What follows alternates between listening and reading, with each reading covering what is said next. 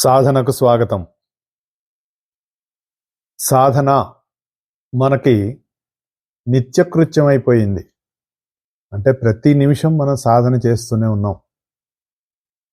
మన చుట్టూ ఉన్నటువంటి ప్రకృతిని కానీ, లేదంటే మన ప్రకృతిని కానీ, ఇది గనక ఒకసారి మనం గనక సరిగ్గా గనక గమనించినట్లయితే, ఈ ప్రకృతిలో అనేక రకాలైనటువంటి జీవరాశులు పుడుతున్నాయి, పోతున్నాయి. ఇది లోయెస్ట్ లెవెల్ అనుకుందాం. హైయెస్ట్ లెవెల్లో సూర్యగోళాలు పుడుతున్నాయి, అవి కూడా పోతున్నాయి. సార్ ఎలా పోతున్నాయి సార్ అని మనకు అనిపించవచ్చు. ఎలా పోతున్నాయంటే మామూలుగా మనకి ఈ సైంటిస్టులు అందరూ వాళ్ళు ఏం చెప్తున్నారు, అదిగో అక్కడెక్కడో ఒక నక్షత్రం అది డిస్పోజ్ అయిపోతోంది, విస్ఫోటనం చెందుతోంది అని చెప్పేసి చెప్తున్నారు. అది మనకి ఎన్నో కోట్ల కోట్ల కోట్ల మైళ్ళ దూరంలో ఉంది అని చెప్తున్నారు. అంటే అది ఎప్పుడో జరిగిన విస్ఫోటనాన్నో లేదంటే దాని డిస్ట్రక్షన్నో మనం ఇప్పుడు చూస్తున్నాం. నిజంగా అక్కడికి వెళ్ళి చూస్తే ఇప్పుడు అది ఉందో లేదో మనకు తెలియదు. అంటే నక్షత్రాలంటే మనం అనుకునేటటువంటి సూర్యగోళాలే. ప్రతి ఒక్క నక్షత్రం ఒక సూర్యగోళం అని చెప్తారు. ఈ సూర్యగోళాలన్నీ కూడా పుడుతున్నాయి, పోతున్నాయి. అంటే పుడుతున్నాయి, పోతున్నాయి. మధ్యలో ఏం చేస్తున్నాయి? ఉంటున్నాయి.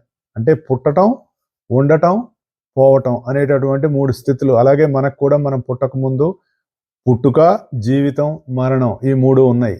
అవే సృష్టి, స్థితి, లయం అనేటటువంటి 3 స్థితులుగా మనకు చెప్తారు.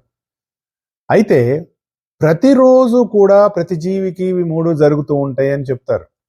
అదే నిద్ర, జాగ్రత్త, స్వప్న, సుషుప్తి అనే 3 స్థితులు. నిద్రపోతున్నాం, మెలకువగా ఉంటున్నాం, కలలు కంటున్నాం, ఇవన్నీ జరుగుతూనే ఉన్నాయి. అంటే అవేకనింగ్ స్టేట్ ఒకటి, డ్రీమ్ స్టేట్ ఒకటి, డీప్ స్లీప్ స్టేట్ ఒకటి. ఈ 3 కాకుండా ఇంకొకటి ఉందట, తురీయ స్థితి. ఆ తురీయ స్థితిలో ఏముంటుందంటే నువ్వుగానే ఉంటావు, ఇంకా ఇతర స్థితులు లేని ఒకానొక స్థితిలో ఉంటావు. అలా ఉన్నటువంటి స్థితిలో నుంచే ఈ అవేకనింగ్ అనేటటువంటిది జరుగుతుంది. ప్రతి జీవి కూడా ఆ స్థితికి వెళ్తుంది. మనం ఎప్పుడు సరిగ్గా నిద్రపోగలం? మనకు ప్రశ్న పుడుతుంది కదండి, ఏమోనండి నిద్ర పట్టట్లేదు, నానా తిప్పలు పడుతున్నాం, ఒకవేళ బెడ్ బాగాలేదని బెడ్ కొత్త తీసుకున్నాము, మరి గదిలో అంత వస్తువులు చిందరవందరగా ఉన్నాయని అవన్నీ సర్దుకున్నాము, మరి అన్నీ బాగానే ఉన్నాయండి, మంచి దిండు, మంచి దుప్పటి, అన్ని చక్కగా సువాసన, అయినా నిద్ర పట్టట్లేదండి అని. నిద్ర సుఖం ఎరగదు అని చెప్తారు. ఆకలి రుచి ఎరగదు, నిద్ర సుఖం ఎరగదు అనేటటువంటి ఒక మనకి సామెత ఉంది. బాగా ఆకలి ఉన్నవాడికి ఏ రుచికరమైన, అంత రుచిగా లేని పదార్థం ఇచ్చినా కూడా వాడు తినేసి అమ్మయ్య నా ఆకలి తీరింది, ఎలా ఉంది అని అడిగితే బాగానే ఉంది అంటాడు. అదే అంత ఆకలి లేని వాడికి మనకు పక్కన ఇంకోటి పెట్టామనుకో, అందులో అది తక్కువైంది, ఇది తక్కువైంది రకరకాలుగా చెప్తూ ఉంటారు. అలాగే నిద్ర సుఖం ఎరగదని చెప్తుంటారు. మనకు తెలుసు, బస్సులో వెళ్తున్నాం, నిద్ర వచ్చింది, నిలబడి ఉన్నాం, అలా పైన పట్టుకొని చేతి మీదే నిద్రపోతాం. ఎక్కడైనా సరే మరి విమానాల్లో ప్రయాణాలు చేస్తున్నాం, అలా గంటలు మరి భారతదేశం నుంచి అమెరికా వస్తున్నాం అంటే 24 గంటలు ప్రయాణం జరుగుతోంది. ఆ 16 గంటలు 18 గంటలు అలా ఫ్లైట్లో కూర్చొని ఉంటున్నాం, నిద్రపోకుండా కూర్చుంటున్నాం. అంటే నిద్రపోతూనే ఉన్నాం కూర్చొని. సుఖం ఉన్నా లేకపోయినా నిద్ర సమయానికి మనం వస్తూనే ఉంది. ఎలా వస్తుందో ఎవరికీ తెలియదు. పట్టణవాడికి పట్టకపోవటానికి గల కారణాలు మనం అనేక రకాలు చెప్తారు. మనకి అసలు పట్టకపోవడానికి ప్రధాన కారణం యాక్టివ్ మైండ్, లేదంటే మనసులో వచ్చే రకరకాల ఆలోచనలు. మనసుని మన మంచం మీద పడుకున్న తర్వాత ప్రశాంత స్థితిలోకి మనసు ఎలా తీసుకెళ్లాలో మనకు తెలియకపోవటం వల్ల నిద్ర పట్టదు అని చెప్తారు. అందుకని నిద్ర మాత్రలు వేసుకున్నా నిద్రపోని వాళ్ళు ఉన్నారు. ఇవన్నీ ఎందుకు చెప్తున్నా అంటే ఊరికే నిద్ర గురించి చెప్తున్నాం. అంటే సృష్టి, స్థితి, లయం అనేటటువంటి 3 స్థితులు ఏవైతే ఉన్నాయో ఆ 3 స్థితులు ప్రతి జీవుడు అనుభవిస్తూనే ఉన్నాడు. 4వ స్థితిలోకి వెళ్ళాడో లేదో తెలియదు. ఎందుకంటే ఆ స్థితిలో నువ్వు లేవు కాబట్టి మనకు తెలియదు. మెలకుగా ఉన్నప్పుడు మనకు తెలుసు మనం మెలకుగా ఉన్నామని. నిద్రపోయామని మనకు తెలుసు, మెలకు వచ్చిన తర్వాత తెలుస్తుంది మనం నిద్రపోయామని. నిద్రపోతున్నప్పుడు మనకు నిద్రపోతున్నామని తెలియదు. అలాగే మధ్యలో మనకు కలలు వస్తూ ఉంటాయి. వీటన్నిటిలో కూడా ప్రతి స్థితిలో కూడా ప్రతి జీవి ఉన్నాడు. ఒక స్థితిలోంచి ఒక స్థితిలోకి వెళ్ళిపోయిన తర్వాత లేకపోవటం అనేటటువంటిది లేదు. ఇప్పుడు ఒక పిల్లవాడుగా ఉన్నాడు, పిల్లవాడి నుంచి బాలుడయ్యాడు, పసివాడి నుంచి బాలుడయ్యాడు, బాలుడి నుంచి యువకుడయ్యాడు, యువకుడి నుంచి మళ్ళీ వృద్ధుడయ్యాడు, నడివయస్కుడయ్యాడు. ఇలా అన్ని వెళ్తున్నప్పుడు తాను ఉన్నాడు కదా, తాను ఉండటమే జరుగుతోంది. అంటే తాను అనేటటువంటి ఆ ప్రజ్ఞ ఈ శరీరంలో ఉండబట్టి ఈ శరీరం వివిధ స్థితుల్లోకి మారుతూ ఉంది. అంతేకాని వాడు అందులోనే ఉన్నాడు. అంటే ఈ 3 స్థితులకి కారణమైనటువంటి ఇంకొక స్థితి ఉంది. అదే ముఖ్యమైనటువంటి స్థితి. అదేంటంటే నేను అనేటటువంటి ఉనికి లేదా ఎగ్జిస్టెన్స్ అనేటటువంటిది మనకు ఆలోచిస్తే మనకు తెలుస్తూ ఉంటుంది. మనం ఎప్పుడైతే ఈ మెలకుగా ఉన్నామో, ఈ మెలకుగా ఉన్నప్పుడు రకరకాల పనులు చేసుకుంటూ ఉన్నాం. మనం రకరకాల ఆలోచనలు వస్తూ ఉన్నాయి, రకరకాలుగా మనం ప్రవర్తిస్తూ ఉన్నాం. దానివల్ల మనం ఎన్నో రకాలైనటువంటి బంధనాల్లో మనం ఇరుక్కుపోతూ ఉన్నాం. కర్మలు చేస్తూ ఉన్నాం, కర్మబంధనాలు. కర్మబంధం అంటే ఏంటంటే కర్మ వచ్చేసి మనల్ని తాళ్లతో కట్టేస్తుందా? భౌతికంగా ఏది నిన్ను బంధించదు. దాని ప్రభావం మన మనస్సు మీద, ఇంద్రియాల మీద ఉంటుంది. దాని కారణంగా మన మనసులో కలిగేటటువంటి రకరకాల ఆలోచనల వల్ల మనం అనేక రకాలైనటువంటి ఇబ్బందులు పడుతూ మళ్ళీ దాని కారణంగా మళ్ళీ కొత్త పనులు చేస్తూ, కర్మ అంటే పని చేయటం అండి. కర్మ అంటే ఒత్తుగా కాదు కర్మ. అది నా కర్మ అండి అంటారు. దానికి కొంచెం ఒత్తు కలిపి, అంటే ఏంటంటే నా ప్రారంధం, నేను చేసుకున్నటువంటి దానికి ఫలితం అని అర్థం. అయితే పెద్దలు ఏం చెప్తారంటే కొంతమందికిట కర్మ బంధం ఉంటుందిట, కొంతమంది కేవలం ఫలాన్ని అనుభవిస్తారట. ఇలా ఆచరించటం వల్ల కర్మ ఫలితాలు తొలుగుతాయి. ఎందుకు? నువ్వు ఫలితాన్ని ఆచరిస్తున్నావు కాబట్టి. అయితే మరి ఎలా ఆచరించాలండి? అందుకే మనకి భగవద్గీతలో కర్మయోగంలో కర్తవ్యం కర్మ అని చెప్తాడు, కావ్యం కర్మ అని చెప్తాడు. అంటే నీ కర్తవ్య కర్మను నువ్వు చేసుకుంటూ వెళ్తున్నప్పుడు నీ కర్మఫలం అనేటటువంటి తేలిగ్గా అనుభవించడం అనేటటువంటి జరుగుతుంది. అయితే ఆ సమయంలో నువ్వు దైవ స్మరణలో ఉన్నప్పుడు, దైవం అంటే మళ్ళీ దానికి కొన్ని వందల డెఫినేషన్లు పెట్టేసుకున్నాం. దైవం అంటే అదండి, మా మత ప్రకారం ఈ దైవం అండి, మా దైవం ఒక్కడేనండి, మిగిలిన మీకు ఇన్ని వందలు పెట్టుకున్నారంటే పెద్ద పెద్ద తెలిసిన వాళ్ళు, సెలబ్రిటీలు అన్న వాళ్ళు కూడా పప్పులో కాలేశారు ఈ విషయంలో. ఏమిటనండి, హిందూ మతంలో మరి ఇన్ని వేల దేవుళ్ళు ఉన్నారు, ఉన్నది ఒకటే దైవం. దైవము అనేటటువంటి వెలుగు ఒక్కటే. ఒకే విద్యుత్తు ఇన్ని రకాల బల్బుల్ని ఎలా వెలిగిస్తుందో అదే ఎగ్జాంపుల్ చెప్పుకోవాలి. ఒకే బంగారం ఇన్ని రకాల ఆభరణాలుగా ఎలా తయారవుతోందో, ఒకే చైతన్యం, ఒకే ఉనికి ఈ సమస్త సృష్టిగా ఏర్పడింది అనేటటువంటి స్మరణలో, అనేటటువంటి నీ భావనలో ఉండి నీ కర్మాచరణ ఎప్పుడైతే ఉంటుందో నీ జీవితంలో బంధాలు మెల్లిమెల్లిగా తొలుగుతూ ఉంటాయి. మా గురువు గారు దానికి ఏం చెప్పారంటే, మా శ్రీకే గారు, ఈ దైవం మత్తులో గనక లేకపోతే ఎనస్థీషియా లేకుండా ఆపరేషన్ చేసినట్టు ఉంటుంది అని చెప్పారు. దైవం అనేటటువంటిది ఒక మత్తు. మత్తు అంటే ఎలా మత్తు? నిన్ను మాయలోంచి బయటపడేసే మత్తు. మళ్ళీ దైవం కూడా నిన్ను మాయలో పడేస్తాడు, అది కూడా ఉంటుంది ఒకటి. ఎందుకంటే మరి మా ఊళ్ళో ఉన్న గుళ్ళో వెంకటేశ్వర స్వామి నాకు ముఖ్యంగానే, మిగిలిన వేరే గుళ్ళల్లో ఉన్న వెంకటేశ్వర స్వామో లేదంటే ఇంకో దైవమో ముఖ్యం కాదనేటటువంటి వాళ్ళు ఉంటారు మనకి. మా ఇంట్లో ఉన్న వెంకటేశ్వర స్వామి, మా మతంలో ఉన్న దైవమే, మా ఇంట్లో ఇవన్నీ ఉన్నాయి చూసారా, అవన్నీ మాయలు అనమాట. అలా కాకుండా ఎప్పుడైతే మన మనసు సమస్తము నిండి ఉన్నటువంటి ఒకానొక చైతన్యంతో ముడిపడి ఉందో, అదే ఇదిగా ఉందో అనేటటువంటి స్థితిలో మనం కర్మలు చేస్తున్నప్పుడు మనం కర్మబంధాల నుంచి మనం మెల్లిమెల్లిగా బయటపడటానికి అవకాశం ఉంటుంది. ఇది ఎందుకు చెప్పుకుంటున్నాం అంటే, సృష్టి, స్థితి, లయం అనేటటువంటి 3 స్థితులు మనకు ఏర్పడుతున్నా కూడా మనము 4వ స్థితిలో ఉండటం వల్ల, 4వ స్థితిగా ఉండటం వల్ల మనం మెల్లిమెల్లిగా దీంట్లోంచి బయటపడతాం. అంటే 3 స్థితుల్లో కూడా మనం ఎలా ఉన్నామో మనకు తెలియాలంటే 4వ స్థితిలోకి వెళ్ళాలి. ఆ 4వ స్థితే నేను అనేటటువంటి ఉన్నతమైనటువంటి స్థితి. ఈ నేనుగా నువ్వు ఉండబట్టే నువ్వు పుడుతున్నావు, పుట్టి నీ జీవితాన్ని గడుపుతున్నావు. గడిపిన తర్వాత మళ్ళీ ఈ జీవితాన్ని నువ్వు త్యాగం చేస్తున్నావు. చచ్చిపోవటానికి, దేహం వడవటానికి తేడా ఉంది. చచ్చిపోయటం అంటే వాడిని శరీరంలోంచి బయటికి లాగి అవతల వారేయటం. దేహం వదలటం అంటే మనం ఒక ఇల్లు ఖాళీ చేసి ఇంకో ఇంట్లోకి వెళ్ళటానికి సిద్ధం అవుతున్నట్లు. మా మాస్టర్ గారు ఒక చిన్న ఎగ్జాంపుల్ ఇచ్చేవారు. ఏంటంటే, ఒక ఇంట్లో అద్దెకుంటున్నావు నువ్వు, ఓనర్ వచ్చేసి 10 రోజుల్లో మీరు ఖాళీ చేసేయాలండి అన్నారు. అనేటప్పటికే పెద్ద క్రైసిస్. ఇదేంటి, ఓనర్ని తిట్లు తిడతాం, అడ్డమైన తిట్లు తిడతాం, వాడు అట్లాంటి వాడు ఇట్లాంటి వాడు, వాడికి కనికరం లేదు, వాడికి ఇది లేదు, మరి మేము ఇన్ని సంవత్సరాల నుంచి ఇంట్లో ఉంటున్నా కూడా ఎప్పుడు అద్దెకు కొట్టలేదు, గోడలకు మేకులు కొట్టలేదు, మరి కరెంటు బిల్లు సరిగ్గానే వాడుకున్నాం, ఈ నీళ్ళు ఎప్పుడు, ఇన్ని రకాలుగా నువ్వు చేస్తున్నా అప్పుడు ఏదో ఆయనకి అవసరం ఉందండి, ఖాళీ చేయమని 10 రోజులు, నెల రోజులు ఎప్పుడో నోటీస్ ఇచ్చాడు. కానీ అది మనకి పెద్ద క్రైసిస్. అంటే ఒక భూకంపం వచ్చినట్లు అయిపోతుంది మన పరిస్థితిలో. అలా కాకుండా ఆల్రెడీ మనం ఒక ఇల్లు చూసుకొని ఇల్లు మారటానికి సిద్ధమయ్యి ఇక మనం ఓనర్కి చెప్దాం, ఏమండి వచ్చే నెల మేము ఇల్లు ఖాళీ చేస్తున్నాం అని చెబుదాం అనుకునే సమయంలో ఓనర్ వచ్చి మీకు చెప్పాడు అనుకోండి, ఏమండి మీరు వచ్చే నెల ఇల్లు ఖాళీ చేయండి, మాకు కొంచెం పని ఉంది అని చెప్పినప్పుడు you are not in that crisis, you are already ready to move out of the house కదా. దేహం వదలటానికి లేదంటే చనిపోవటానికి అంత తేడా ఉంది. రెండో స్థితిలో నువ్వు ఆల్రెడీ సిద్ధపడ్డప్పుడు దేహం వదలటం, కానీ నువ్వు సిద్ధపడినప్పుడు చచ్చేంత చావు అవుతుంది.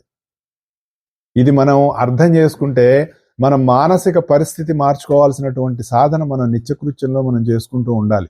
ఇది తెలియాలి అంటే ఈ సృష్టి స్థితి లయం అనేటటువంటి 3 స్థితులు ఎలా ఉన్నాయి, ఈ 3 స్థితులకి అతీతంగా మనం ఎలా ఉన్నాము అనేటటువంటి విషయం మనకు తెలియాలి. అదే ఇక్కడ మనం విభూతి యోగంలో 32వ శ్లోకం మనం చెప్పుకుంటూ ఉన్నాం. సర్గాణం ఆదిరంతశ్చ మధ్యంచైవ అహం అర్జున అధ్యాత్మ విద్యా విద్యానాం వాదః ప్రవదతామహం అనేటటువంటి విషయాన్ని చెప్తున్నాడు. సృష్టికి ఆది అంతము మరియు మధ్యము నేనే. విద్యలన్నింటిలో మోక్షాన్నిచ్చే అధ్యాత్మ విద్యను నేను. తర్కించే వారిలో సత్యాన్ని నిర్ణయించే వాదాన్ని నేను అనేటటువంటి విషయాన్ని మన విభూతి యోగం ఎందుకు చెప్పుకుంటున్నామండి? సృష్టిలో, మన చుట్టూ ఉన్న ప్రకృతిలో, మన జీవితంలో మనకు తారసపడేటటువంటి అనేక రకాలైనటువంటి సంఘటనల్లో కానీ, జీవుల్లో కానీ, పరిస్థితుల్లో కానీ దైవాన్ని ఎలా గుర్తించాలి అనేటటువంటి విషయం తెలుసుకోవడానికి ప్రయత్నం చేస్తున్నాం. తెలుసుకున్నాం అనొద్దు, తెలుసుకోవటం అన్నది ఎప్పుడూ జరగదు. మన ప్రయత్నం చేసుకుంటూ తెలుసుకున్న దాన్ని అవగాహన పెంచుకుంటూ దాన్ని మెల్లిమెల్లిగా మనం ఆచరణలో తెచ్చుకోవడానికి మనం ప్రయత్నం చేస్తూ ఉన్నాం. అందులో భాగంగానే సర్గాణం ఆదిరంతశ్చ మధ్యంచైవ అహం అర్జున. ఈ 3 నేనే అని చెప్తున్నాడండి. అంటే ఆది, అంతము మరియు మధ్యము నేనే. ఇందా మనం ఒక జీవుడి గురించి చెప్పుకున్నాం, దీనికి సంబంధించినటువంటి ఇంట్రడక్షన్ గానే మనం అది చెప్పుకున్నాం. ఈ నేను అనేటటువంటిది ఉండబట్టే సృష్టి గాని, అది ఉండటం గాని, చివరికి అది వెళ్ళిపోవటం గాని ఈ 3 స్థితులు ఏర్పడుతున్నాయి. ఈ నేను ఆధారంగానే ఇవన్నీ జరుగుతున్నాయి. ఎలా అయితే నేను అనేటటువంటి ఒకానొక స్థితి మనలో ఉండబట్టే ఒకానొక చైతన్యం, ఒక ఉనికి, ఆ ప్రజ్ఞ అనేదైతే మనలో ఉందో దాని ఆధారంగానే మనం జీవితం నడుపుకుంటూ ఉన్నాం, కష్టాలు నష్టాలు పడుతూ ఉన్నాం. ఆఖరికి ప్రపంచంలో యుద్ధాలు కూడా చేసుకుంటానికి కారణం అదే.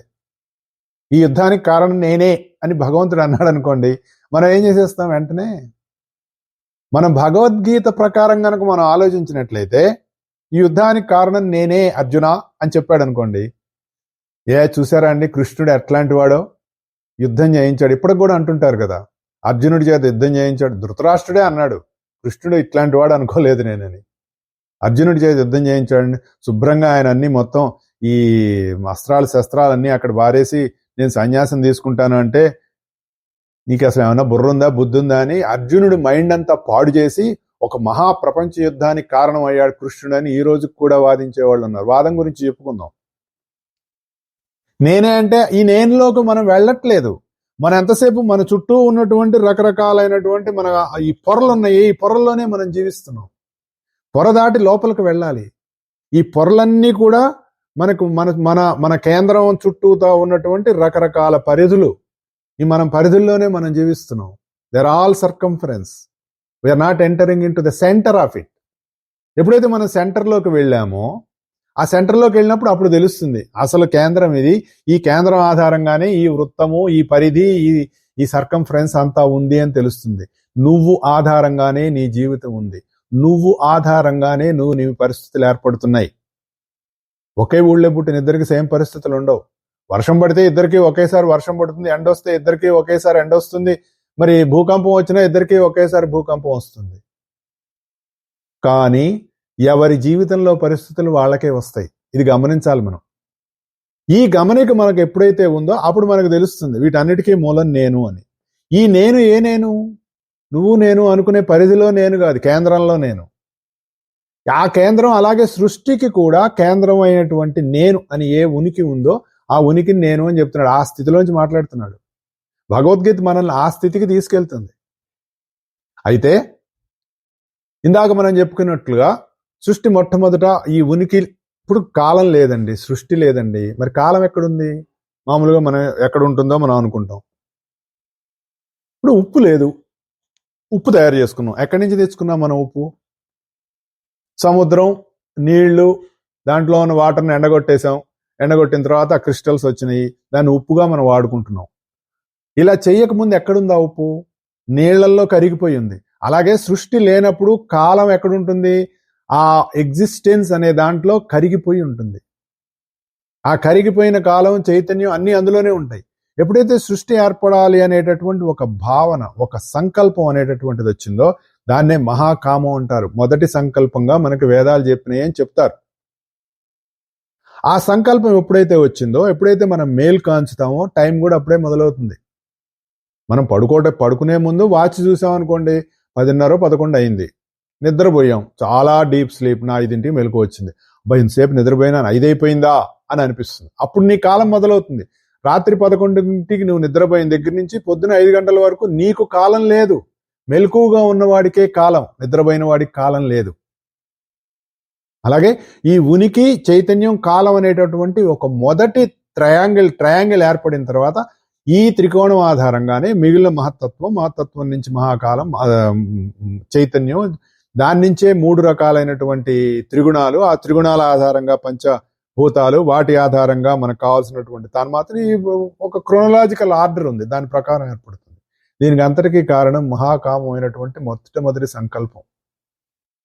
ఆ సంకల్పాన్ని బ్రహ్మగా చెప్పారు మనకి. అయితే మరి నిద్రాస్థితి కూడా మనకి లయమైపోయే స్థితి ఉంది కదా, దాన్ని తమోగుణంగా చెప్పారు.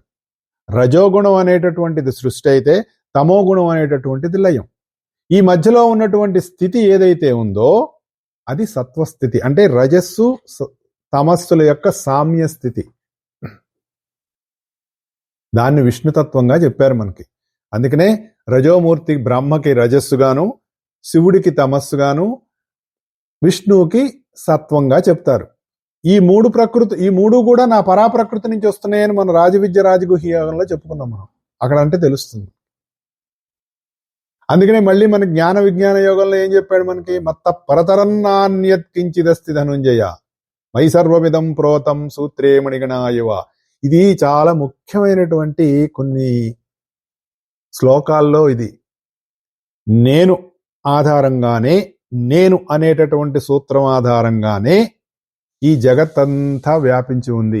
నువ్వు అనుకునేటటువంటి సూర్యమండలాలు కానీ, నువ్వు అనుకునేటటువంటి గ్యాలాక్సీలు కానీ, ఇంకా ఆ పైన కానీ ఏమైనా గనుక ఉంటే అవన్నిటికీ కూడా మూల కారణమైనటువంటి ఉనికి లేక చైతన్యం ఏదైతే ఉందో దాని ఆధారంగానే నడుస్తున్నాయి. అలాగే మరి మనతో కంపేర్ చేసుకోవాలి, మ్యాక్రో అండ్ మైక్రో అన్నారు కదా, బ్రహ్మాండము, పిండాండము. అలాగే నేను అనేటటువంటి తత్వం ఆధారంగానే నీ జీవితము, నీ జీవితంలో నువ్వు చేసే కర్మ, దాని చుట్టూ ఏర్పడ్డ పరిస్థితులు, నువ్వు అనుకునేటటువంటి సమస్తమైనటువంటివన్నీ కూడా ఈ నేను ఆధారం అనేటటువంటి ఆ దారానికి ఈ మణులుగా ఏర్పడి ఎలాగైతే ఉంటాయో, ఒక దండ కట్టినప్పుడు దారం ఉంటుంది, ఆ దారం కనుక విడిపోతే అవన్నీ విడిపోతాయి. అలాగే ఈ నేను అనేటటువంటిది ఆధారంగా ఈ జీవితం నడుస్తుంది. అదే చెప్తున్నారు అన్నమాట. అందుకని ఇదంతా నేనే, ముందు నేనే, వెనక నేనే, మధ్యలో నేనే. అది మనకి అర్థమైతే మన జీవితంలో కొన్ని మెళకువలు మనకు తెలుస్తాయి. ప్రతి చిన్నదానికి కూడా మనం ఆరాటం పోరాటం ఉండదు. నీరాట ఆరాట పోరాట నేల వచ్చితను అంటాడు గజేంద్ర మోక్షణంలో. ఆ స్థితి ఉండదు అంటే మనసు ఒక అడుగు ముందుకేస్తుంది. ఒక అడుగు ముందుకేసిన మనసుకి ఏదో కొంత రిలీఫ్ అనేటటువంటిది వస్తుంది. జరుగుతాయండి, జరగకుండా ఎలా ఉంటాయి? జరగనివాడు, ఇబ్బందులు పడినవాడు ఎవడైనా ఈ భూమి మీద ఉన్నాడా అని మనమే ఒక సమాధానం చెప్పుకుంటూ జీవితంలో మన సాధన ముందుకు సాగుకుంటూ మన అవగాహన పెంచుకుంటూ మరొక అడుగు ముందుకు వేయడానికి అవకాశం వస్తుంది. అందుకోసం చెప్పిన విషయం ఎందుకు చెప్పుకుంటున్నాం మళ్ళీ ఎందుకంటే ఏమో సార్, ప్లస్ నాకు అదే మనకి రిపిటేషన్ లాగా అనిపిస్తుంది చాలా మంది. కానీ జిజ్ఞాసుకి దీంట్లోంచి ఒక కొత్త విషయం అర్థమవుతూ ఉంటుంది.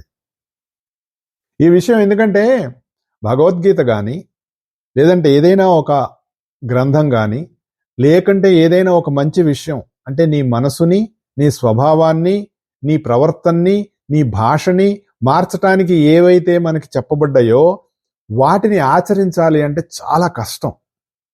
అసాధ్యం కాదు, కష్టం. ఎందుకంటే ఆల్రెడీ ఒక స్థితికి వెళ్ళిపోయినటువంటి మనస్సు మళ్ళీ మార్పుని అంత తొందరగా అంగీకరించదు. ఇందా చెప్పాను కదా ఇల్లు మారటం గురించి. సడన్ గా వచ్చేసి ఓనర్ చెప్తే చాలా కష్టంగా ఉంటుంది. అదే నువ్వు సిద్ధపడితే, నువ్వు సిద్ధపడితే మార్పు పెద్ద కష్టం అనిపించదు. మనం సిద్ధపడం కాబట్టే మార్పు కష్టం అనిపిస్తుంది ఎప్పుడైనా. ఆ మార్పు కోసం మనం ప్రయత్నం చేయటమే మన సాధన. దానికోసమే సద్గంధ పఠనం అనేటటువంటిది చాలా ఇంపార్టెంట్. అందుకనే మన ఈ విషయాలకు కూడా వీటికి కూడా పెద్ద వ్యూవర్షిప్ ఏం లేదులేండి. ఎందుకంటే ఇది వినాలంటే కష్టం. విని దాన్ని మళ్ళీ డైజెస్ట్ చేసుకోవడం ఇంకొంచెం కష్టం. ఈ విషయం మనకు తెలిసినప్పుడు, ఈ విషయాన్ని మనం బాగా అర్థం చేసుకున్నప్పుడు ఇంకా ఇందులో ఏమైనా సులువులు ఉన్నాయా, ఇంకా ఏమైనా మార్గాలు ఉన్నాయా అని వెతకటానికి ఒక అన్వేషణ మొదలవుతుంది. అదే సత్యాన్వేషణ. ఆ సత్యాన్వేషణ మనల్ని ఇంకా లోతుల్లోకి తీసుకెళ్తుంది.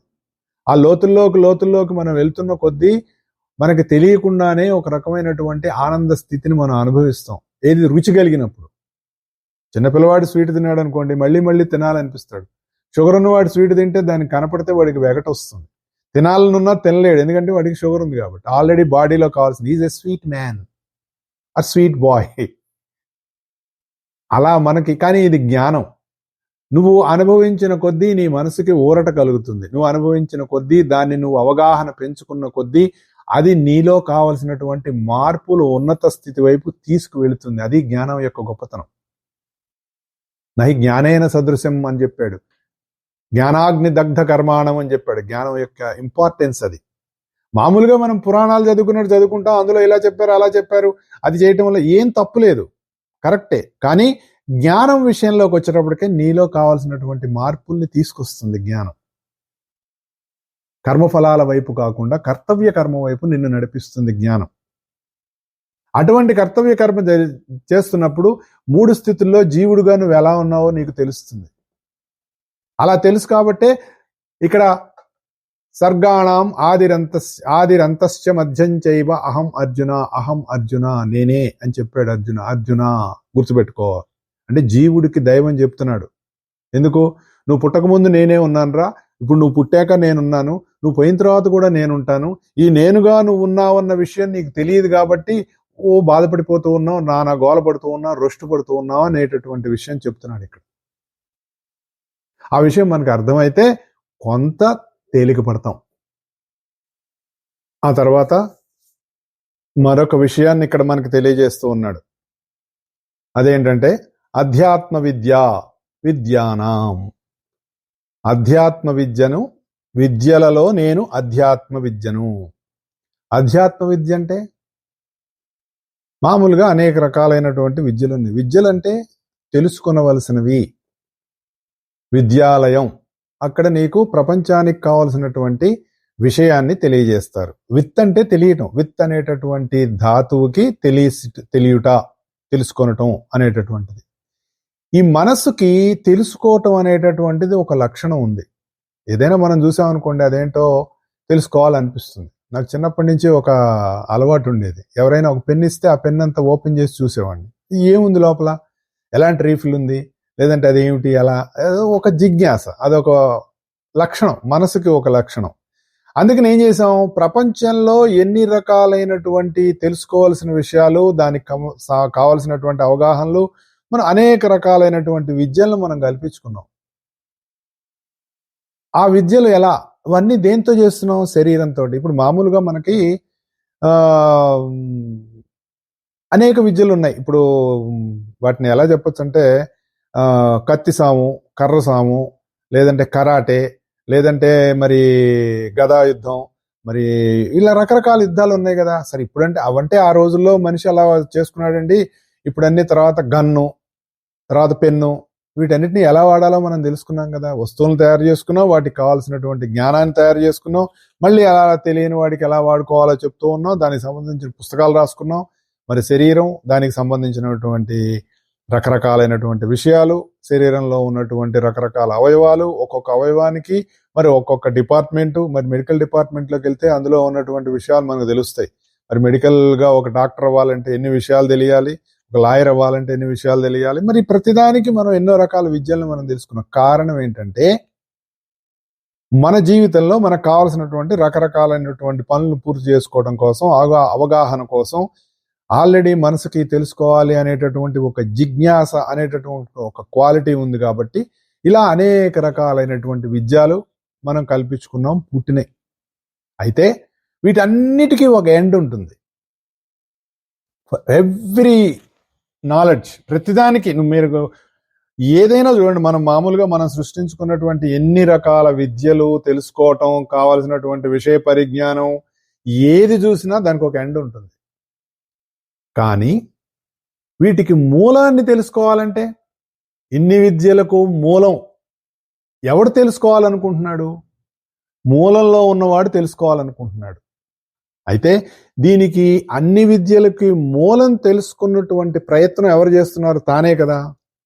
ఈ తానే సర్వాంతర్యామి అనేటటువంటిది తెలియటం మహావిద్య అని చెప్తారు. అంతే కదా. అన్నీ తెలుసుకుంటున్నావు. ఏం తెలుసుకుంటున్నావు?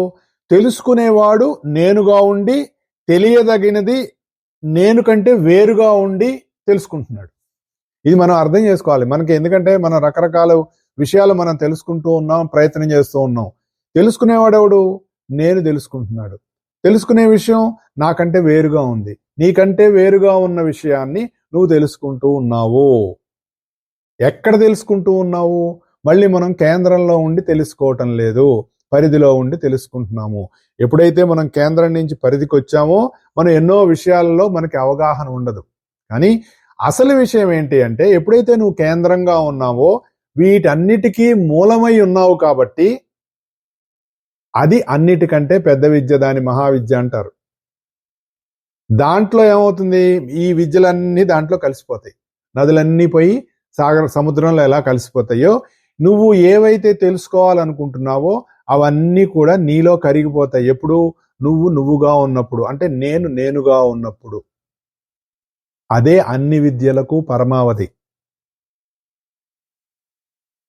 దానిని పొందిన వాడికి ఏ విద్య అయినా లొంగుతుందిట. ఇది చూడండి. అంటే ఎవరైతే నేనుగా ఉంటారో వాడు ఏది కావాలంటే అది వాడికి తెలిసిపోతుంది. ఈ సృష్టిలో ఏది తెలుసుకోవాలన్నా వాడికి తెలిసిపోతుంది. అలా అన్ని విద్యలను అధిష్ఠించి ఉన్నది కాబట్టి, అది ఆత్మని తెలుసుకోవటం కాబట్టి దానిని అధ్యాత్మ విద్య అంటారు. ఏ విద్య వలనైతే మనిషికి దుఃఖరాహిత్యం, ఆనంద ప్రాప్తి, పరమశాంతి కలుగుతుందో అదే అన్నిటికంటే ఉత్తమమైన విద్య, అదే అధ్యాత్మ విద్య అని చెప్తారు. అది నేనే అంటున్నాడు. ఎందుకు? నేనుగా ఉన్నావు కాబట్టి. నువ్వుగా ఉండటం అంటే ఏమిటో తెలుస్తుంది కాబట్టి అది తెలుసుకోవాలి. ఉపనిషత్తుల్లో ఒక వాక్యం ఉంది అని చెప్పేసి రాశారు గురువు గారు. ఈ పురుషుల్లో ఎవడున్నాడు అంటే, నువ్వు నేనని ఎవరు అనుకుంటున్నావో ఆ నేను, నువ్వు ఎదురుగుండా సూర్యుడు ఉన్నాడు కదా, ఆ సూర్యుడిలో ఏ వెలుగైతే నేనుగా ఉందో ఆ నేను, ఈ నేను ఒకడే అనేటటువంటి మంత్రం ఉపనిషత్తుల్లో ఉన్నదట. ఈ జ్ఞానం కన్నా తెలియదగినటువంటి విషయం ఇంకొకటి లేదు కాబట్టి అధ్యాత్మ విద్య అనేటటువంటి విషయాన్ని చెప్పాడు. అంటే నేనుగా ఉండటానికి మూలము ఏమిటో తెలియటమే అధ్యాత్మ విద్య.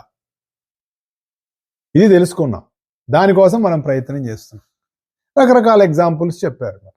ఆకాశం ఒకటే, ఎన్ని ఖాళీలున్నా ఆ ఖాళీలో ఉన్న ఆకాశం ఒకటే. ఇల్లు కట్టుకున్నావు, ఇంట్లో ఉన్న ప్రతి గదిలో ఉన్న చోటు ఒకటే. నువ్వు మామూలుగా రకరకాలుగా ఎలాగైతే నీ చోటుని విడగొట్టి ఇది ఆ గది, ఇది ఈ గది అని ఎలా ఏర్పాటు చేసుకున్నావో, అలాగే ఒకే ఒక చోటులో రకరకాలైనటువంటి విభజనలు ఏర్పడటం వల్ల జీవులు ఏర్పడ్డారు. ఆ జీవులు మళ్ళీ ఎవరికి వాళ్ళు తాము ఉన్నాం అనుకుంటున్నారు. కాబట్టి మనం ఎలాగైతే ప్రతి గదికి ఒక పేరు పెట్టుకున్నామో, అందులో ఆ గదిలో ఉన్న వస్తువు, ఈ గదిలో ఉన్న వస్తువు ఎలా అనుకుంటున్నామో, అలాగే ఈ చోటులో ఏర్పడినటువంటి రకరకాల విభజనల వల్ల ఏర్పడినటువంటి జీవులు రకరకాలుగా ఆలోచనలు చేస్తున్నారు. కానీ వీటన్నిటికీ మూలమైనటువంటి చోటు ఒకటే. ఒకే సూర్యుడు. ఒకడు మరి ఒకటికి వెస్ట్ వైపు విండో ఉందనుకోండి, సాయంత్రం అయ్యేటప్పుడు వెస్ట్ వైపు వాడి విండోలోంచి లోపలికి సూర్యకాంతి పడుతుంది. ఈస్ట్ వైపు ఉన్నవాడికి ఈస్ట్ వైపు పడుతుంది. కాదండి సూర్యుడు ఓన్లీ సాయంత్రం పూటే ఉంటాడు, పగలంతా ఉండడంటే దానికి ఏం చెప్తాం సమాధానం? ఇది ఎందుకు చెప్తున్నాం అంటే అన్నిటికీ మూలం భగవద్గీత నిన్ను మూలంలోకి తీసుకువెళ్తూ ఉంటుంది. అధ్యాత్మ విద్య అంటే నిన్ను నువ్వు తెలుసుకోవటానికి ఏదైతే ఉందో అదే అధ్యాత్మ విద్య. అంటే ఆత్మను అధిష్ఠించి ఉన్నటువంటి విద్య, అంటే ఆత్మని తెలుసుకోవటం, ఆత్మని తెలుసుకునేటటువంటి విద్య. నేను అనేటటువంటి ప్రతివాడు తన యొక్క మూలం శాశ్వతమైనటువంటిది ఏంటో తెలియాలి. అప్పుడు నువ్వు ఎలా ప్రవర్తిస్తావు? నేనుగా ప్రవర్తిస్తావు. అంటే నువ్వు ఎప్పుడైతే నేనుగా ఉన్నావో నీ ఎదుటిగా ఉన్న వాడిలో కూడా ఉన్న నేను తోటి నువ్వు ఒక లింకప్ ఏర్పడుతుంది. అప్పుడు ఇక్కడ ఉన్న నేను అక్కడ ఉన్న నేను ఒకటే. కన్ఫ్యూజన్గా ఉంటుంది మనకి మాట్లాడుకోవటానికి. కానీ ఒకసారి మనం కళ్ళు మూసుకొని దీనివైపు ధ్యానం చేసి, ధ్యానం అంటే సార్ మళ్ళీ పొద్దున్నే లేవాలా సార్, ధ్యానం చేయాలంటే మళ్ళీ కాళ్ళు మూసుకో, మరి బాసిపెట్లు వేసుకొని కూర్చోవాలా సార్, మరి పంచి కట్టుకోవాలా సార్, లేదంటే మరి బొట్టు పెట్టుకోవాలా సార్, అది అడ్డంగా పెట్టుకోవాలా, నిలువుగా పెట్టుకోవాలా, కుంకుమ పెట్టుకోవచ్చా, తిలకం పెట్టుకోవాలి, ఈ జీవితం అంతా దీంట్లోనే పోతుంది. నిత్య జీవితంలో నువ్వు ఉన్న ప్రతి క్షణం ధ్యాన స్థితిలో ఉండొచ్చు. ఎలా ఉండొచ్చు? ఇగో ఇప్పుడు మనం చెప్పుకున్నట్లుగా నీ ఆలోచన అందులోకి వెళ్ళాలి. ఆలోచన అందులోకి వెళ్ళినప్పుడు ఆ ఆలోచనలో నుంచి వచ్చేటటువంటి భావం ఎక్కడ పుడుతోంది? ఎక్కడ పుడుతోంది అనేటటువంటి దాని వైపు నీ మనసు ఉంటే అవతల వాళ్ళలో కూడా అలాగే పుడుతోంది కదా, వాడిలో కూడా అక్కడ ఆ కేంద్రం నుంచే వస్తుంది కదా. అప్పుడు నువ్వు కేంద్రంతో లింకప్ ఏర్పరచుకుంటావు. కాకుండా మనం ఎలా ఉంటాం? We always link up with others with the circumference. వాడి స్వభావం. సర్కంఫరెన్స్ అంటే వాడి స్వభావం. మన సర్కంఫరెన్స్ వాడి సర్కంఫరెన్సే మాట్లాడుకుంటున్నాయి. వాడి దగ్గరికి వెళ్ళేసి అరే వాడితో ఎందుకు మాట్లాడారండి మీరు, వాడు పెద్ద కంపుగాడండి, ఆయన చాలా బాగా తెలుసండి ఆయనకి అంటే దేంతోటి మనం కనెక్ట్ అవుతున్నాం? మనం కేంద్రంతో కనెక్ట్ అవ్వట్లేదు, మన చుట్టూ ఉన్న పరిధితోటే మనం కనెక్ట్ అవుతూ ఉన్నాం. దానివల్ల ఏమవుతుంది? రకరకాల సమస్యలు వస్తూ ఉన్నాయి, మళ్ళీ కర్మలు చేస్తూ ఉన్నాం, దాని ఆధారంగా కర్మల్లోకి వెళ్ళిపోతూ ఉన్నాం మనం. మళ్ళీ ఆ కర్మ ఫలితాలు మనకు రాగానే మనం దేవుణ్ణి తిట్టి, చుట్టూ ఉన్న వాళ్ళని తిట్టి, వాళ్ళని తిట్టి, వీళ్ళని తిట్టి జీవితం అంతా ఇలాగే గడిచిపోతుంది. కానీ మూలంలోకి మనం వెళ్ళట్లా. ఆ మూలంలోకి వెళ్ళినప్పుడే మనకి అనంతత్వం అంటే ఏమిటి, శాశ్వతత్వం అంటే ఏమిటి, ఏకత్వం అంటే ఏమిటి, నిరంతరం అనుభూతి ఎలా చెందాలి, ఆత్మను అధిష్ఠించి ఆత్మగా ఉండటం ఎలా, ఇవన్నీ తెలుస్తాయి. వినటానికి బాగుందండి, విన్నంతసేపు బాగుందండి, అంతే. మరి విన్నంతసేపు చాలా బాగుంటుంది. ఎందుకు? నీ మనసు ఆ స్థితిలోకి వెళ్తోంది. కానీ యువతలికి రాగానే నీ చుట్టూ ఉన్న సమస్యలు, అంటే నువ్వు విన్నంతసేపు కేంద్రంలో ఉంటున్నావు, వినటం ఆగిపోగానే నువ్వు పరిధిలోకి వెళ్ళిపోతున్నావు. పరిధిలోకి వెళ్ళిపోగానే నీ చుట్టూ ఉన్న సమస్యలన్నీ నీకు గుర్తొస్తూ ఉన్నాయి. వాడిట్లా వీడిట్లా అని వెళ్ళిపోతూ ఉన్నావు. మరి కేంద్రంలో ఎలా ఉండాలండి అంటే సాధన చేయాలి. కేంద్రంలో ఉండటం ఎలా అంటే నేనుగా ఉండటం సాధన చేయాలి. ఈ నేనుగా ఉండటం సాధన చేయాలంటే ఒక రోజులో వచ్చేది కాదు, ఒక గంటలో వచ్చేది కాదు, ఒక జన్మకు కూడా రాకపోవచ్చు. కానీ నీ సాధన ప్రయత్నం ఏదైతే ఉందో అది నిరంతరం కొనసాగుతూనే ఉండాలి. అభ్యాస వైరాగ్యేన నచ గృహ్యతే అని చెప్పాడు కదా. మనసుని ఎట్లా పడతామంటే అభ్యాసం వైరాగ్యం. పతంజలి యోగ సూత్రాల్లో కూడా అదే చెప్తారు కదా. అందుకే భగవద్గీత, పతంజలి యోగ సూత్రాలు రెండు కలిపి చదువుకోవాలని చెప్తుంటాయి. ఈ రెండిట్లో చాలా కొరిలేషన్ ఉంటుంది, ఒకదాన్ని ఒకటి సపోర్ట్ చేసుకుంటూ ఉంటాయి. అభ్యాసం వైరాగ్యం. అభ్యాసం అంటే నిరంతరం నువ్వు చేసేటటువంటి ఈ సాధన ప్రక్రియ ఏదైతే ఉందో అది అభ్యాసం. మామూలుగా అభ్యాసం అంటే అలవాటు అనుకో. అలవాటు ఎప్పుడు వస్తుంది? నువ్వు చేస్తున్న పని నిరంతరం చేస్తూ ఉండి నీ మనసు అందులోకి వెళ్ళిపోయి ఆ ప్రకారం నువ్వు ప్రవర్తిస్తూ ఉంటే నీకు అది అలవాటు అయిపోతుంది. దాంట్లోంచి బయటికి రావాలంటే మళ్ళీ అదే అలవాటును పట్టుకొని బయటికి రావాలి. బావిలో దిగాడు ఒకడు, ఓ తాడు పట్టుకొని, పైకి ఎలా వస్తాడు? ఆ తాడు పట్టుకునే పైకి రావాలి కదా. కొన్ని బావిలో దూకేశాడు అనుకోండి, వాడు ఎలా పైకి వస్తాడు? దూకినట్టుగా పైకి రాలేడు కదా. పైనుంచి ఎవడో తాడేయాలి, వాడు మెల్లిగా తాడు పట్టుకొని పైకి వస్తాడు. ఆ తాడు వేసేవాడు గురువు, కానీ తాడు పట్టుకోవాల్సింది నువ్వే. అందుకనే గురువు పాదాలు పట్టుకుంటే గురువు నిన్ను పైకి తీసుకొస్తాడు అంటే దాని అర్థం ఏంటి? గురువు చెప్పినట్టు నడవటం. రై ఆ తాడు పట్టుకోరంటే తాడు పట్టుకోవాలి, గట్టిగా పట్టుకోండి, గట్టిగా పట్టుకోవాలి.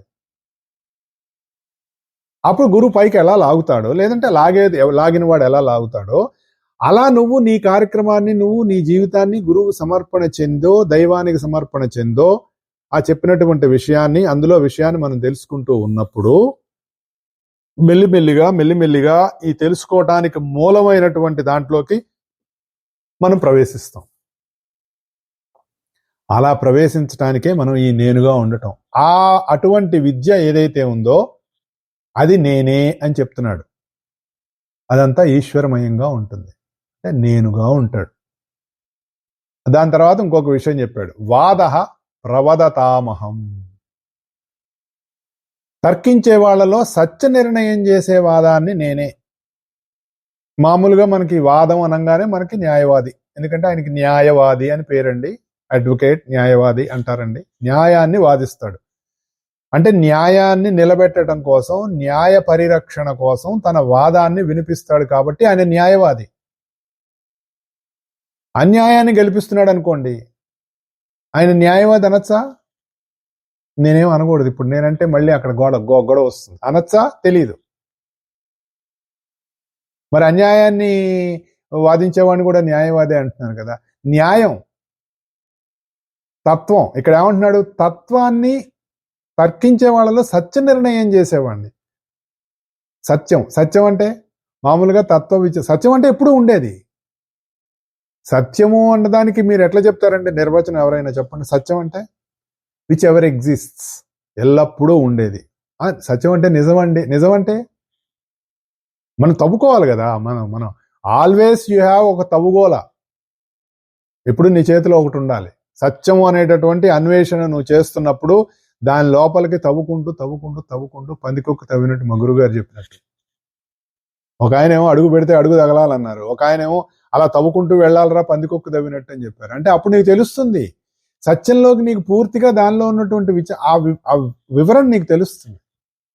తత్వ విచారం కానీ, విచికిత్స కానీ, తత్వవాదనం కానీ, ఇవన్నీ కూడా తత్వంతో కూడి ఉండటం. మామూలుగా మనకి చెప్తారు, శంకర భగవత్పాదులు గనక మన భరత భూమి మీద జన్మించి ఆయన 3 సార్లు కాశ్మీర్ నుంచి కన్యాకుమారి మొత్తం భరత భూమి అంతా తిరిగి ఆయన యొక్క తత్వవాదనతో భరతఖండంలో 4 దిశలలో కూడా సత్యపీఠాలను ఏర్పరిచారు. ఒకవేళ ఆయన తత్వవాదనం గనక అలా చేసి ఉండకపోతే ఈ రోజున భూమి మీద మనకి ఈ సనాతన ధర్మం అనేటటువంటిది మిగిలి ఉండకపోవచ్చు అనేటటువంటి ఒక వాదన ఉన్నది. అది సత్యమే. ఆయన ఎందుకు వాదన చేశారు? సత్య నిరూపణకును. సత్యం అంటే ఎవరి ఎగ్జిస్టింగ్ ప్రిన్సిపల్ ఏదైతే ఉందో దాని వైపు ప్రయాణం చేయించడం కోసం నువ్వు నేర్చిన విద్యలన్నీ కూడా అందులోకి వెళ్ళిపోతాయి. ఇక్కడ చూడండి, ఆయన విద్య గురించి చెప్పాడు, అధ్యాత్మ విద్య గురించి. ఆ తర్వాత వాదం గురించి చెప్పాడు. అధ్యాత్మ విద్యలో ఏం చెప్పాడు? నేను అనేటటువంటి మూలతత్వంతో నువ్వు ఎప్పుడైతే ఉండటానికి తెలుసుకొని ఆ తత్వంలోకి వెళ్తున్నావో అది అన్నిటికంటే మహావిద్య, అదే అధ్యాత్మ విద్య అని చెప్పి, తర్వాత వాద ప్రవతతామహం అంటే ఈ వాదాన్ని, ఈ సత్యాన్ని నిరూపణ చేయడం కోసం నువ్వు చేసేటటువంటి తత్వ విచారం, తత్వ చికిత్స లేదా తత్వ వాదనం ఏదైతే ఉందో అది నేనే అన్నాడు. అంటే సత్యవాదనంగా తానే ఉన్నాడు అనేటటువంటి విషయం. మామూలుగా మనకి ఇక్కడ వెతికితే వాదము, జల్పము, వితండము అనే 3 రకాలైనటువంటి వాదాలు ఉంటాయట.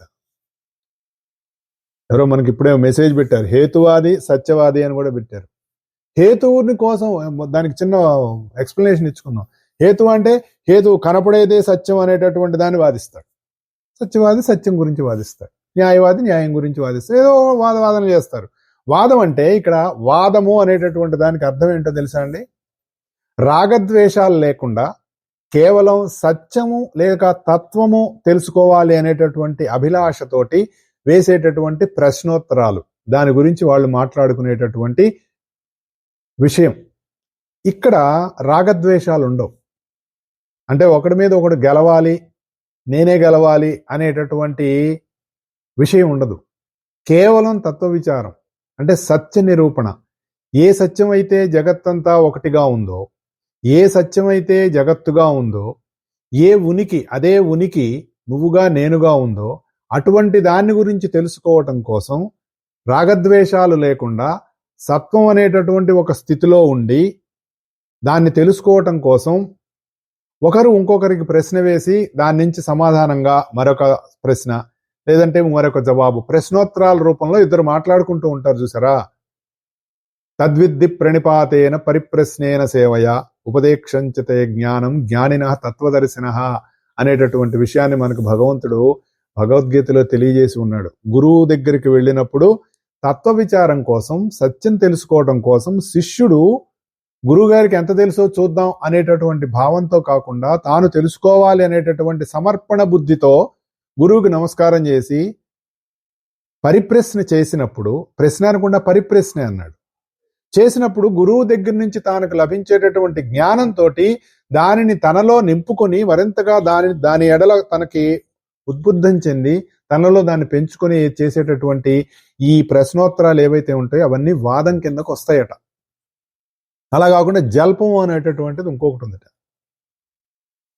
అదేంటంటే సత్యం అనవసరం, గెలుపు ముఖ్యం. ఇక్కడ రాగం ఉంటుంది.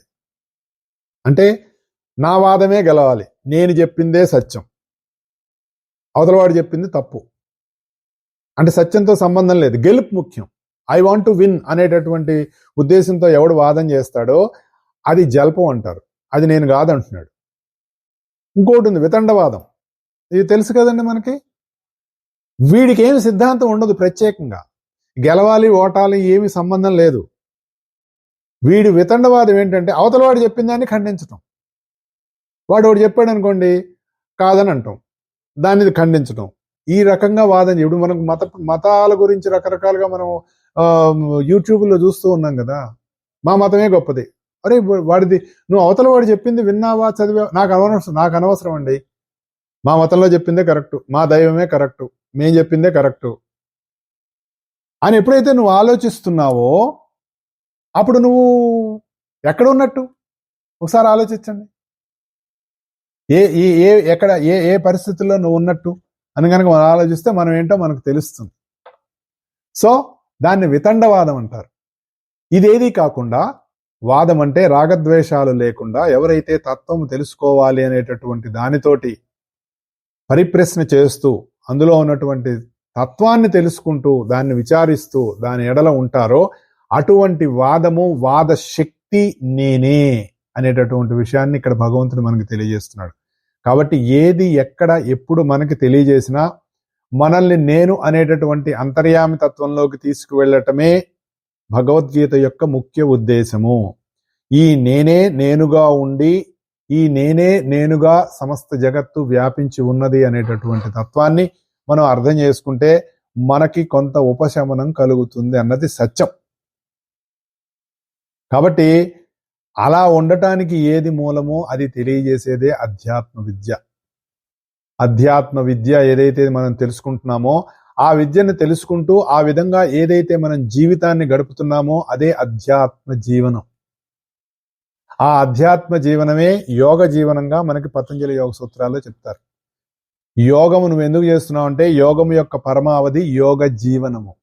ఎప్పుడైతే నువ్వు యోగ జీవనంలో ఉన్నామో నువ్వు అనుకుంటున్నటువంటి పరిధి నుంచి నేను అనేటటువంటి కేంద్రానికి వెళ్ళినప్పుడు ఈ కేంద్రము అన్ని కేంద్రాలతో ఉన్నటువంటి అందరి జీవుల్లో ఉన్న కేంద్రంతో ఎప్పుడైతే ముడిపడి ఉందో అప్పుడు నీకు కావాల్సినటువంటి ఆనంద స్థితి, సమాధి స్థితి, యోగ స్థితి ఏదైతే ఉందో ఆ స్థితికి మనిషి వెళ్తాడు.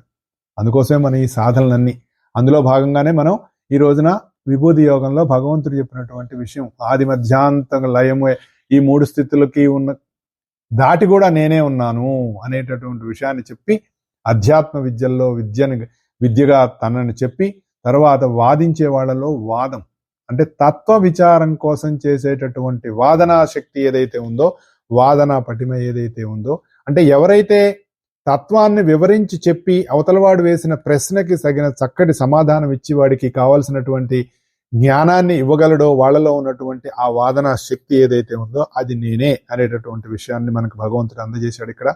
ఆ విషయాన్ని మనం తెలుసుకుంటూ దానిలో ఉన్నటువంటి లోతుల్ని గ్రహిస్తూ ఆ వైపుగా మన సాధన కొనసాగాలని, అందరూ సాధనలో ముందుకు వెళ్ళాలని మనసా వాచా కర్మణ కోరుకుంటూ ఈ వారానికి సెలవు తీసుకుంటున్నాను. వచ్చే వారం కలుద్దాం. జై గురుదేవ్.